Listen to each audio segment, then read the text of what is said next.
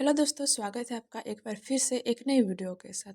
आज जो है वो हम लोग एमडीसी इकोनॉमिक्स का सिलेबस देखने वाले हैं। हालांकि एमडीसी का जो सिलेबस है सेमेस्टर 1, सेमेस्टर 2 और सेमेस्टर 3 तीनों के लिए सेम ही होता है। तो चाहे आप सेमेस्टर 1 के हो, 2 के हो या फिर 3 के हो, ये वीडियो आपके लिए ज़रूरी हो सकता है। अगर आप एमडीसी में इकोनॉमिक्स है तो वीडियो को पूरा ज़रूर देखें। इसमें जो है हिंदी और इंग्लिश दोनों में आपको बताया जाएगा। हिंदी और इंग्लिश दोनों में आपको बताया जाएगा, लेकिन इसमें हिंदी का जो सिलेबस है वो गूगल से ट्रांसलेट किया गया है। तो हो सकता है कि कुछ कुछ वर्ड ऐसे हो जो आपके बुक वाले लैंग्वेज से अलग हो, लेकिन अगर आप इंग्लिश वाला देखेंगे तो आपको समझ में आ जाएगा कि वो टॉपिक हमें क्या पढ़ना है। तो चलिए हम लोग शुरू करते हैं और एक अच्छे से हम लोग इसका डिस्कस कर लेते हैं। तो सबसे पहले जो है हमें यूनिट 1 में हमें पढ़ना है इकोनॉमिक्स का इंट्रोडक्शन।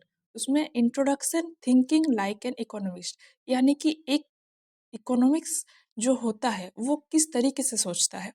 इसमें हमें 5-4 चीज़ें पढ़नी है कि हमें इकोनॉमिक्स क्यों पढ़नी है, इकोनॉमिक्स में स्कोप और मेथड क्या क्या होता है, इकोनॉमिक्स का 5 प्रिंसिपल क्या होता है, secretary, cost benefit, incentive, specialisation और एक्सचेंज। ये सारी चीज़ें हमें पढ़नी है।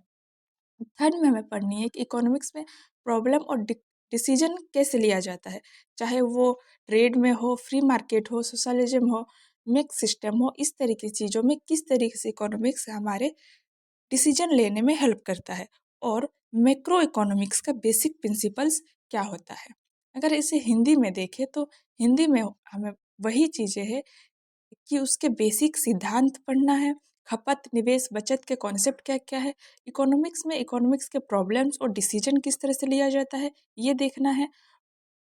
उसके स्कोप और तरीके क्या-क्या होता है, और इकोनॉमिक्स के 5 प्रिंसिपल जो है ये हमें यूनिट 1 के अंदर पढ़ना है।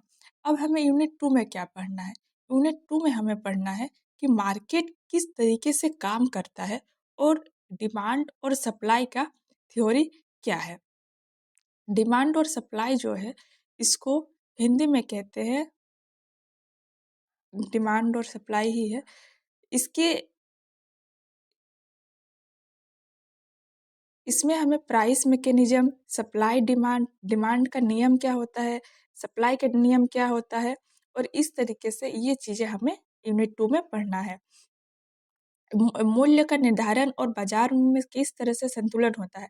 अगर बाजार में संतुलन घट जाता है या तो घाटा होता है या फिर ज़्यादा होता है, तो उसके लिए किस तरीके से हमें मार्केट को चलाना है, किस तरह से उपभोक्ता एवं उत्पादिक अधिशेष की अवधारणाएँ होती है, लोच और इसका अनुप्रयोग क्या-क्या होता है। ये सारी चीज़ें जो है हमें यूनिट 2 में पढ़नी है। अब चलते हैं हम लोग यूनिट 3 की तरफ। यूनिट 3 में हमें क्या-क्या पढ़ना है? यूनिट 3 में हमें पढ़ना है हाउस होल्ड और फर्म के बारे में, कि इसमें इसमें हम पढ़ेंगे कार्डिनल और ऑर्डिनरी यूटिलिटी थ्योरी, प्राइस और इनकम कंजप्शन कर्व्स के बारे में पढ़ना है, और कंज्यूमर इक्विलिब्रियम के बारे में भी इसमें पढ़ना है। इसके बाद इस यूनिट 3 में हमें पढ़ना है थ्योरी ऑफ प्रोडक्शन, और इसमें लास्ट पढ़ना है concept of cost and revenue का। हमें यूनिट 3 के अंदर ये तीनों चीज़ें पढ़नी है।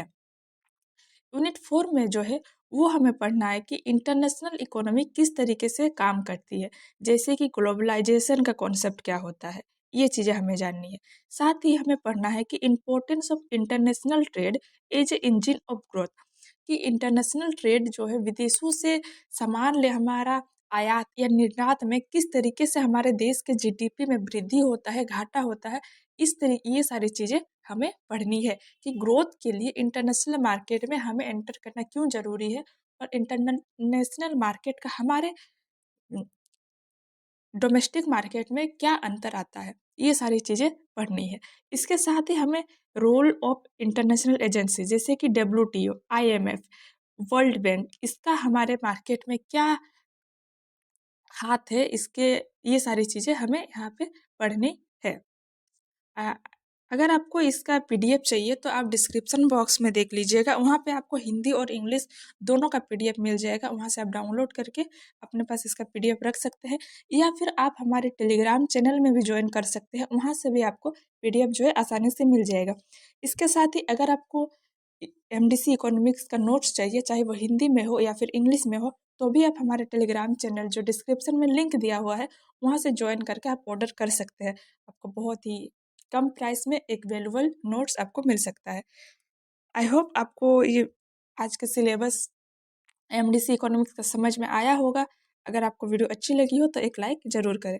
मिलते हैं हम लोग एक नेक्स्ट वीडियो में नए टॉपिक के साथ। तब तक के लिए आप पढ़ते रहिए, बढ़ते रहिए। जय हिंद।